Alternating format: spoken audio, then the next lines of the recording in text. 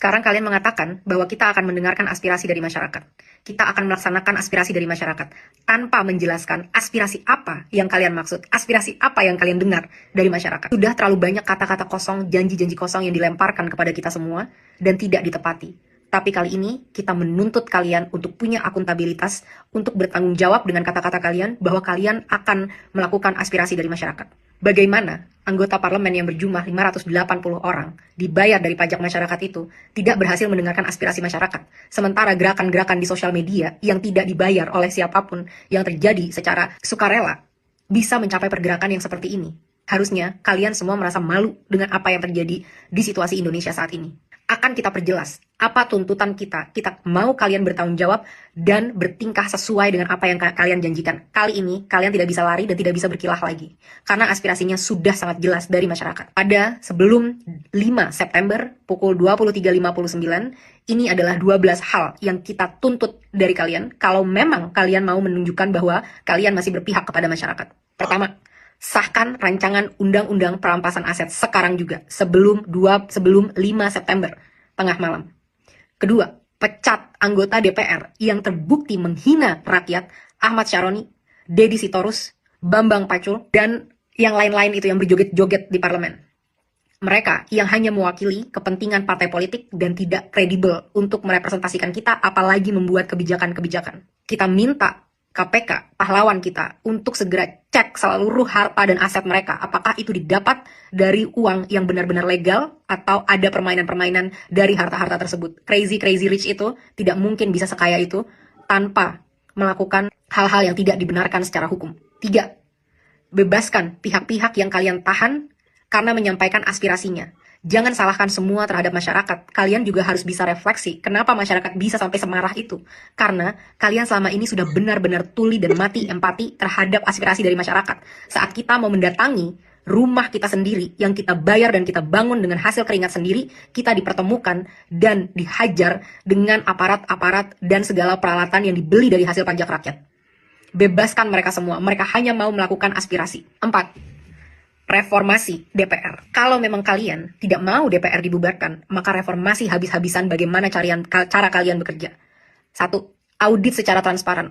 Apa isi dari anggaran 9,6 triliun per tahun di tahun ini dan tahun depan? Apa itu? Setiap sennya kita mau tahu dengan jelas. Dan setelahnya, setelah 7 hari, kita mau kalian laporkan penyerapan anggarannya setidaknya setiap bulan kepada rakyat. Kita mau tahu apakah investasi kita itu benar-benar membuktikan dan memberikan kesejahteraan, atau ini semua hanya investasi bodong untuk kepentingan-kepentingan pihak-pihak tertentu. 2. Rampingkan segala anggaran. Tidak ada tunjangan-tunjangan ini, itu, tunjangan beras, dan lain sebagainya.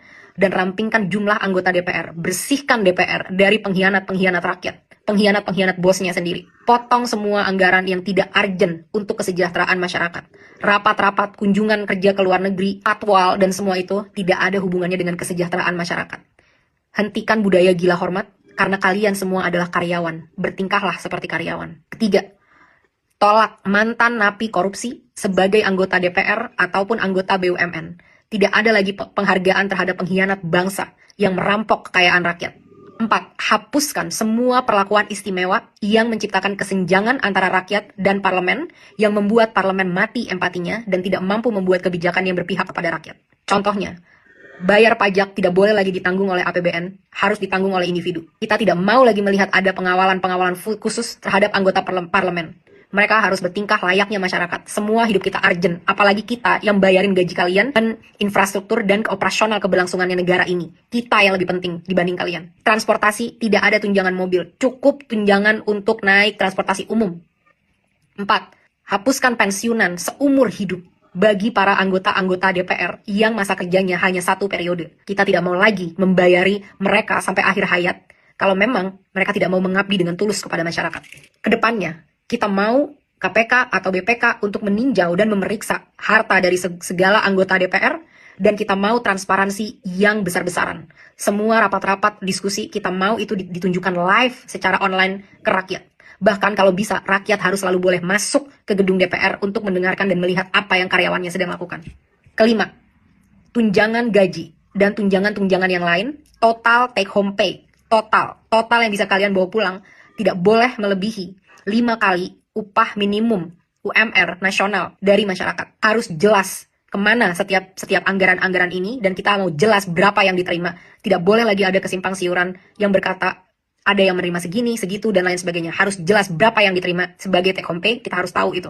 Keenam, tetapkan KPI, Key Performance Indicator, yang terukur bagi anggota DPR sebagai standar kinerja. Berapa RUU yang harus kalian sahkan, berapa RUU prioritas, dan lain sebagainya, harus dengan aturan yang jelas. Kedepannya, evaluasi dan pecat anggota-anggota yang tidak bisa bekerja dengan benar, yang tidak datang saat-saat rapat, yang tidak bisa menghasilkan RUU yang diminta oleh rakyat. Laporkan semua progress, achievement, challenges secara berkala kepada rakyat. Kita berhak tahu apa yang terjadi di dalam ruang DPR. 7. Audit secara menyeluruh terhadap BUMN untuk memastikan profitabilitas. Kalian bisa tahu apa yang kira-kira mau diambil untuk ini, tapi BUMN kita rugi puluhan triliun setiap tahun. Satu BUMN. Saat banyak BUMN-nya berapa ratus triliun yang dirugikan oleh BUMN ini. Benar-benar tidak capable dalam memanage usaha badan milik negara. Karena komisarisnya hanyalah untuk tukar-tukaran kursi, negosiasi, kekuasaan dari partai politik, tapi bukan diisi oleh orang-orang yang kredibel di bidangnya. 8. Batalkan rencana kenaikan pajak yang sudah sangat memberatkan masyarakat, termasuk rencana kenaikan BPJS kepada masyarakat. Berhenti mencekik dan memeras kita, saatnya kalian bekerja. 9. Adili pembunuh pahlawan kita, Afan, seberat-beratnya. Aparat harus tahu konsekuensi apabila mereka menggunakan power di jalan yang salah. Negara harus menanggung dampak dari semua ini, karena semua ini terjadi karena kegagalan kalian menanggung keluarga dari Afan. Lengserkan Kapolri. Kapolri telah gagal memberikan komando untuk melindungi masyarakat. 10. Berikan standar gaji yang layak terhadap pahlawan bangsa kita, guru-guru di Indonesia, termasuk juga nakes-nakes di Indonesia. 11.